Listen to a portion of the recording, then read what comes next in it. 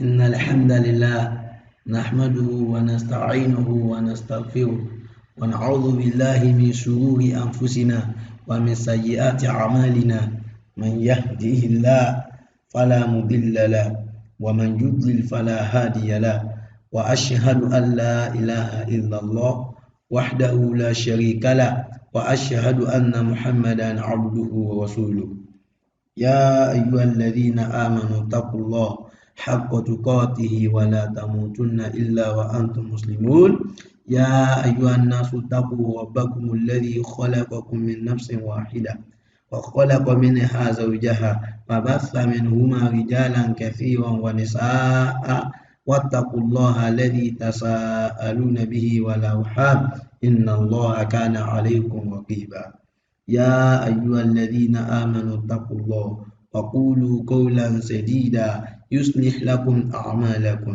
ويغفر لكم ذنوبكم ومن يطع الله ورسوله فقد فاز فوزا عظيما أما بعد فإن خير الحديث كتاب الله وخير الهدي هدي محمد صلى الله عليه وسلم وشر الأمور محدثاتها وكل محدثة بدعة وكل بدعة ضلالة وكل ضلالة في النار.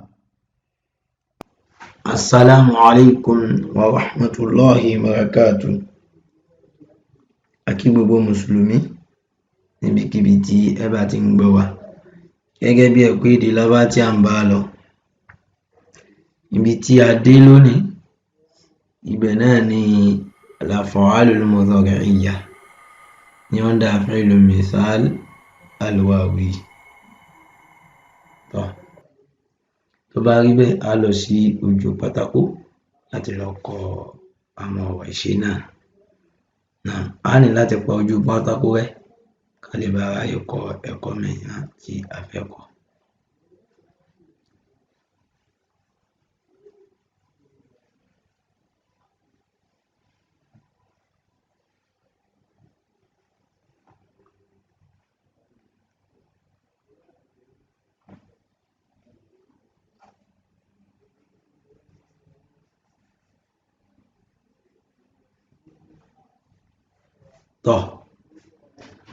So a fẹ́ mú fi'lu mudari ọkùnrin kan tí kò sí bíbá yìí wá, gẹ́gẹ́ bá a ṣe mọ̀ pé a kọ́kọ́ lọ mú fi'lu madi ọkùnrin kan tí ó sì bíbá yìí wá, òun náà ni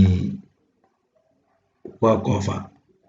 So àti mùdé iṣẹ́ méjì láti lára fi'lu madi kó tó lè di fi'lu mudari. Iṣẹ́ alákọ̀ọ́kọ́, a lọ sínú huruful mudawwara tó ń tọ́ka sí ọkùnrin kan tí ó sì bíbá òun náà ni yá.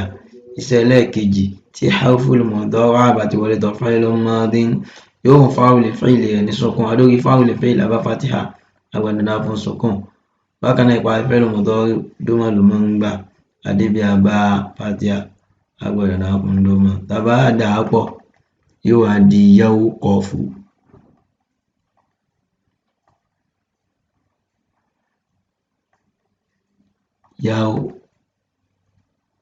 Yawqafu. So báàbù fa'ala yaf'ilu ló bá wá, tó túmọ̀ sí pé a fún ainul fi'li rẹ̀ ní kasra, adórí ainul fi'li àbá fatiha agbẹ̀dọ̀dá fún ní kasra. So tàbá dà á pọ̀ yóò wá di yawqifu. Yawqifu. So nínú definition tá a kọ́ wa lọ́jọ́ náà lọ́hùn, a sọ wípé wa tuhthafu fa'uhu fil mudari, tó bá dé mudari wọ́n máa pa fáwọlì fi'li rẹ̀ rẹ́. So tó bá rí bẹ́ẹ̀, a pa fáwọlì fi'li rẹ̀. So tàbá dà á pọ̀ yóò wá di yaqifu.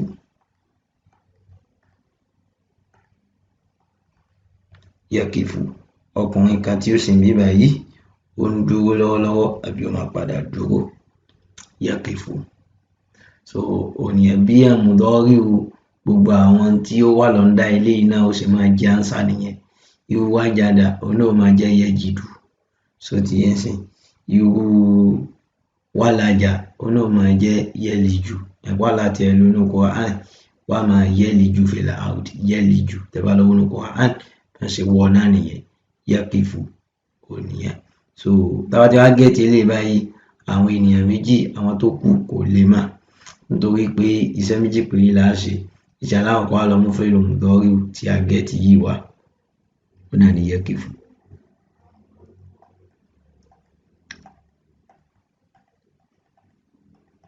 Iṣẹ́ ẹlẹ́ẹ̀kejì alif nun fatiha, tá bá dà pọ̀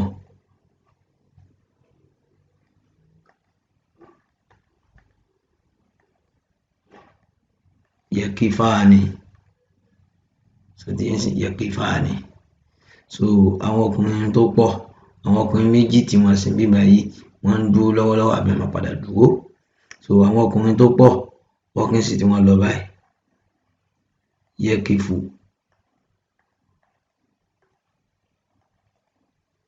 plus waw nun, so tá bá dà pọ̀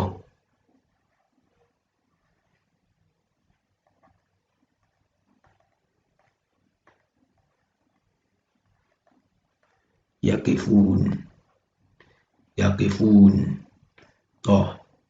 So lẹ́yìn eléyìí yaqifuna tọ̀, obìnrin kan, àwọn ọkùnrin tán pọ̀ tí wọ́n sì ń bí báyìí wọ́n ń dúró lọ́wọ́lọ́wọ́ àbí wọ́n padà dúró. Irú àjà náà máa jẹ́ yajidun, irú wàlájà náà máa jẹ́ yalijun. Ó ti ń sìn tọ̀, obìnrin kan ó máa jẹ́ walking sí tiẹ̀ lọ báyìí pé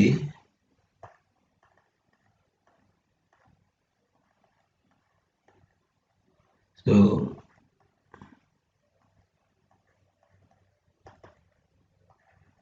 olórúkọ jẹ́ tawqafu. So báàbù fa'ala yaf'ulu bá wà tó ń ká fún ẹnu feeling kẹsọ̀, tá bá dà pọ̀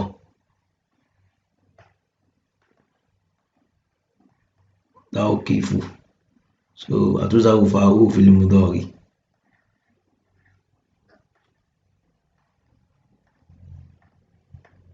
Taqifu, so obìnrin kan tí kò sí bí báyìí ó ń dúró lọ́wọ́lọ́wọ́ àbí ó máa padà dúró.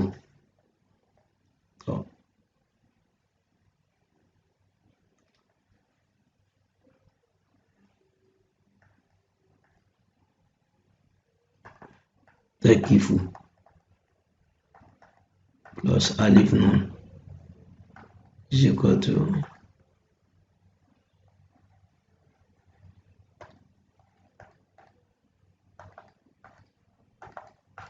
taqifani. So àwọn obìnrin méjì tí wọ́n sì bí báyìí wọ́n ń dúró lọ́wọ́lọ́wọ́ àbí wọ́n padà dúró.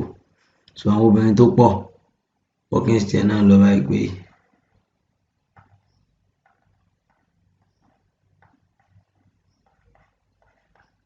taqifu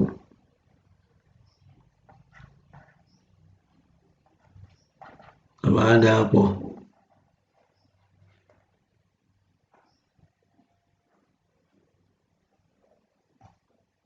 náà wá jẹ́ taqifna.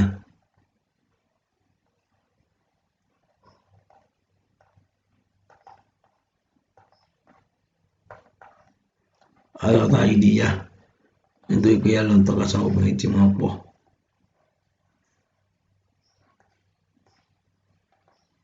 Bàbá dà pọ̀ yóò á di yaqifna, àwọn obìnrin tí wọ́n pọ̀ tí wọ́n sì ń bí báyìí wọ́n ń dúró lọ́wọ́lọ́wọ́ àbí wọ́n máa padà dúró. So bí báyìí ni a ti dá dúró. Tó bá di ilé ẹ̀kọ́ tí ó ń bọ̀ á tún máa bá lọ láti àwọn tí a dojú kọ inshallah. So subhanaka Allahumma bihamdik ashhadu an la ilaha illa ant astaghfiruka wa atubu ilayk. Assalamu alaikum wa rahmatullahi wa barakatuh.